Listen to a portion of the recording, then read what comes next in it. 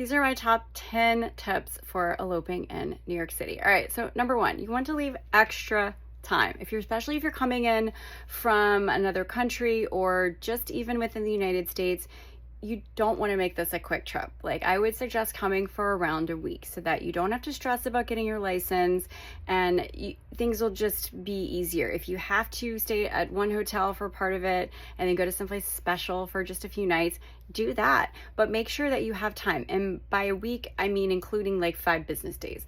That allows for just having a little bit of breathing room in case the weather's really bad or flight delays, or you just never know. But I recommend having more time than you probably think you're going to need. All right, so number 2, you want to have some backup locations in mind on the day for photos should the weather be really bad. And of course, your photographer can help you with that, but think about places that you might like to go or that you might have access to. I had a wedding this past winter. It was really cold that day. It was in February, and one of their guests actually was a member of this organization on the Upper East Side, and it was cold, and because of him, we were able to go take photos inside of this really unique space.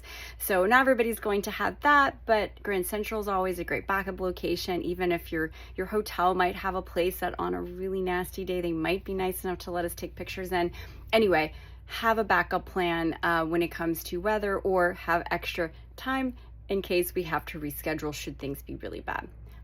And on that note too, make sure you have a clear umbrella with you, or if it's just the two of you, I have a clear umbrella for my couples, but if you're gonna be having some guests, make sure that you order some umbrellas if it's gonna be rainy and you're planning an outdoor ceremony that can't be moved indoors. Okay, number 3, I'm sorry, but you really need to get professional hair and makeup. There are some of you, and I'm thinking mostly about the ladies here, but who can really do professional quality hair or makeup, but it's your wedding day. Like, let yourself be pampered. Let a professional make sure that it's going to look good and last. And that's for the makeup as well as for the hair, because depending upon the time of year, heat, wind, all these types of things, having a professional understand the situation is going to be really, really helpful in terms of the investment you're making in your photos. Because if your hair doesn't look right, your makeup doesn't look right, you're not going to love your photos, and there's only so much that I can do. So on that note, not only hire professional hair and makeup, but do a trial if you can, or at least communicate very thoroughly ahead of time what you would like to do so you know how much time you're going to need in order to do that. I cannot emphasize this enough. It is a true investment. Let yourself be pampered. Spend the time and effort on doing a trial or thoroughly communicating with one of these professionals. And I have several that I recommend who specialize in elopements to make sure that you look and feel your best, because that's really important. If you're not comfortable with the way things turned out, you might not be able to fully be yourself in photos. And anyway, that's just sort of the least risky option here. Tip number 4 would be to confirm, or at least communicate with all of your vendors when you get in town or within a week or 2 before, just to make sure that everything is above board and on schedule or planned, so that you can be sure that on the day of, you won't be scrambling to replace a vendor or just deal with some sort of a problem. Confirming your hotels before you leave town, all of that kind of stuff can take some of the stress away once you get in town. But if you haven't already, definitely shoot your photographer, your florist, whoever, the person making your cake, just send them a reminder email just so that they know that you're still coming, and to double check just in case something went wrong on their end. It's unlikely, but it gives you the peace of mind that you're going to have everything you need to have the best experience on your day. Okay, number 5. This is super, super important here. You need to order your attire with enough time. If you're getting a custom made gown, this could be 9 months in advance. That's super far in advance, but unfortunately that's how long it takes to get a custom wedding gown made.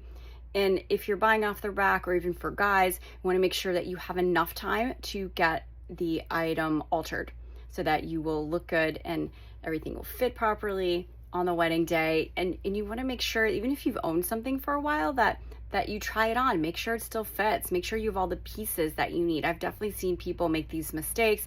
A bridesmaid once hadn't tried on her dress and it wasn't hemmed. So then it's like, well, what do you do on the wedding day? You know, I actually started carrying some hem tape. Anyway, but you want to try these things on and make sure you have time so that they can be altered. I know for a fact my husband's getting a new tux, and it's going to take 2 weeks for him to get the tux and have it altered. That's a pretty short amount of time. I would probably leave a more time than that just to be on the safe side. And obviously for a custom ordered gown, you're going to need 9 months, but it's really important that you look good. I cannot Photoshop my way out of just really improperly fitting attire. I mean, there's a little stuff I could do, but that's an area where huge tip to make sure that you look good and know that you're going to have the attire in time. Okay, number 6, kind of moving on to that note of attire, but footwear. Make sure that you have comfortable footwear that you can wear during an elopement, because we're going to be walking a lot. So this goes for everybody, guests, you know, brides, grooms, whomever. Make sure that you have shoes that you're comfortable walking in, even if those are just your backups, and your shoes for photos maybe have like huge heels or whatever, totally fine. But bear in mind that with smaller weddings, with elopements in particular, we tend to be doing a lot of walking. Central Park, you have to kind of walk. So you need to have a pair of shoes that are going to be okay.